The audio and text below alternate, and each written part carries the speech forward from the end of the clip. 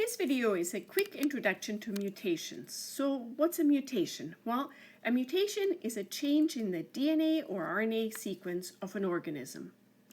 So let's think for a moment how an organism grows. So I feed my goldfish fish food and they digest the fish food, of course, and that breaks it down into its basic building blocks. And then the goldfish body uses those building blocks, such as amino acids and so on, to build goldfish protein that help the goldfish grow and make more cells and make more tissue. But how does it build those proteins? What codes for the proteins? How are the correct proteins built? The DNA sequence codes for the proteins that are built, and the proteins determine the traits that the organism has. So very quickly here, this is a cross-section through the cell. You see the nucleus right here. In the nucleus, you have the DNA. And when you want to build a protein, the DNA is transcribed to mRNA, and the mRNA goes into the cytoplasm of the cell right here. And in the cytoplasm, it's translated. So there's a whole machinery there, the ribosomes and the tRNA, and they translate the mRNA into an amino acid chain. So they add this chain of amino acid based on the sequence of the mRNA. So this chain of amino acids and this long chain that then folds forms the protein. So proteins are polypeptides. They are long chains of amino acids that fold. We'll need to take a little bit a closer look at the translation part of it. That becomes important because in a moment that'll help us understand mutations. So in translation, the ribosome, which is right here, the ribosome matches 3 base pairs of the mRNA, and 3 base pairs code for each amino acid that gets added to the polypeptide chain. So that's very important to remember. It's 3 base pairs that translate into 1 amino acid. So here is a quick example. We have a DNA sequence here that's only 6 bases long. So it's a very short segment here. And that gets transcribed into mRNA, and then the mRNA gets translated into this chain of amino acids. Well, how does that translation part work? Well, what you see on this side here is a codon chart. And on the codon chart, you can just look up what amino acid would be added. So if the mRNA has GUG as the code, you can look it up over here. That would be GUG. That would add a valine right here. So a valine gets added here. So that's the first 3 bases. The next 3 bases say CAU. So CAU, that would add histidine. So the histidine gets added. So this is how the polypeptide chain or the amino acid chain gets built.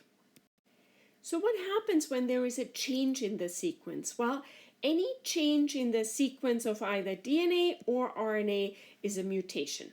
So there are several mutations, and I'm just going to give you a very abbreviated version of it. There are point mutations. That's the first ones I want to mention. And what you notice here is this A in this short sequence here, this A changed to a T. And as a consequence, this first codon from being originally valine now changed to glutamic acid. So GUG codes for valine, but since we had the change right here, GAG codes for glutamic acid. In this case, because it's a point mutation, all the other amino acids would still be the same. So the second type of mutation that I want to mention are frame shift mutations. So again, this is our original sequence here with the 6 base pairs. And what you notice here is that we didn't just substitute, one didn't just change. Instead, there was one inserted, an extra base was inserted. And that changes really everything because remember the reading frame is 3. So you have 3 and then 3. But now our 3 are different. So instead of like our valine that was coded for by GUG, we now have aspartic acid. But the reading frame changed entirely, which is why it's called a frame shift mutation. Every subsequent amino acid is also changed because these 3 are different from the 3 over here because the whole frame shifted over by one. So this is a huge mutation that changes every amino acid subsequently. So it is a very large change in the protein, and most of the time the protein will be non-functional after this mutation. So let's go through an example using a sentence as analogy. As you notice in this sentence, every word is 3 letters long. That's because a codon has a reading frame of 3. So every codon is 3, and every 3 bases codes for one amino acid. So our sentence here is the cat can nap and eat. Now you notice that I introduced a point mutation right here at the K. The C changed to a K, and now the sentence says the cat can nap and eat. And you go, that's pretty much the same. So this mutation doesn't have much of an effect on the meaning of the sentence. Here is another point mutation. So the C in cat now changed to R in rat. So it says the rat can nap and eat.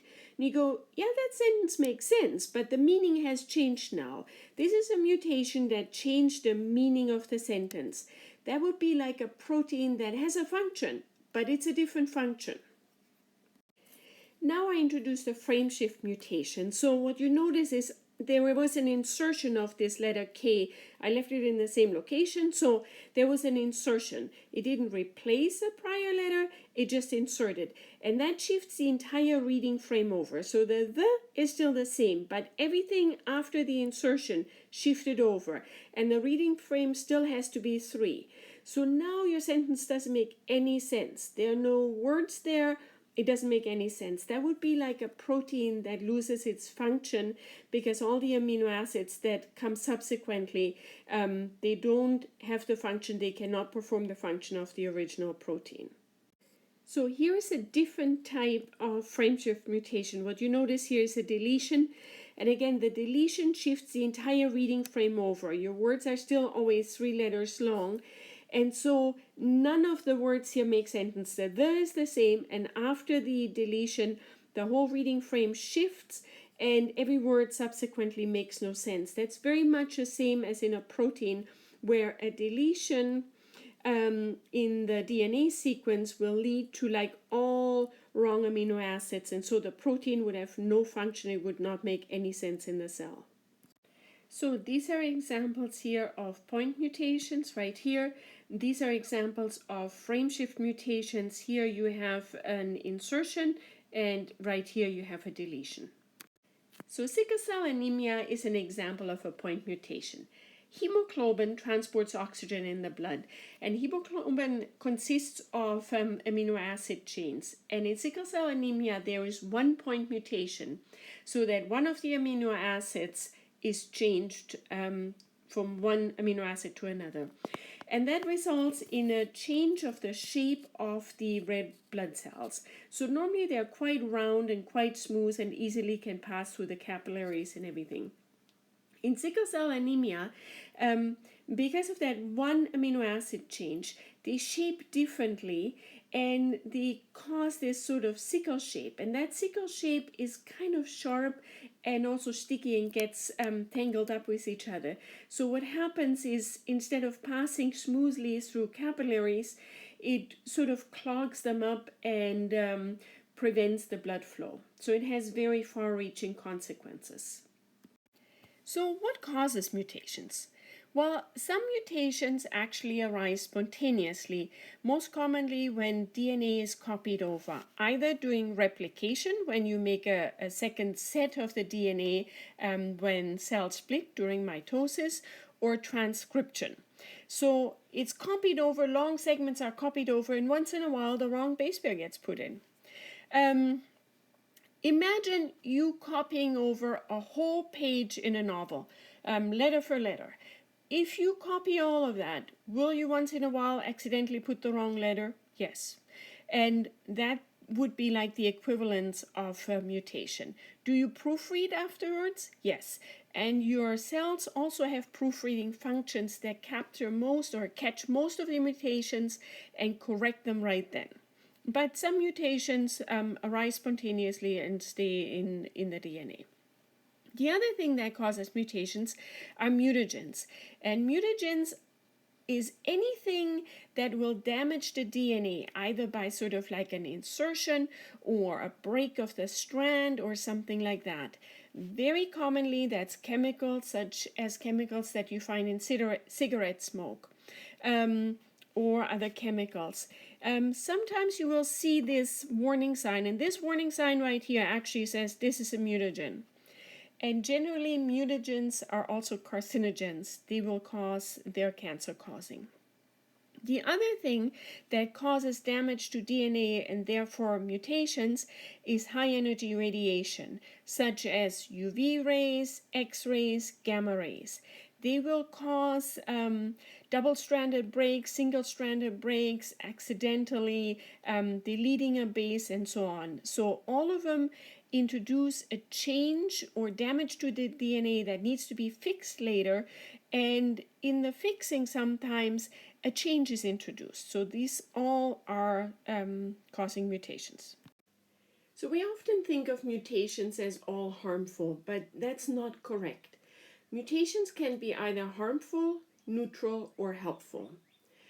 For instance, scientists very often sequence DNA and they notice there has been a change in DNA or there's a difference in DNA between individuals, and yet there is no apparent effect on the individual at all. So that would be a neutral mutation. Mutations can be harmful, such as the ones that cause cancer, and mutations can be helpful. So here's a very quick example. Imagine a rabbit. Imagine two rabbits. Normal color of rabbit, like the ones you see in your yard, brown fur. Now, if there was a mutation that would change the fur color of the rabbit from brown to white, that would be actually a very helpful mutation for a rabbit living in the Arctic, such as the Arctic hare, because white will camouflage it better. But it would be a very harmful mutation anywhere else, like if the rabbit was here, or if, like this jackrabbit, it was in the desert. A white rabbit is much easier to see, and so it would be spotted much more easily by predators. So whether a mutation is helpful or harmful also depends a little bit on the environment that the individual is in.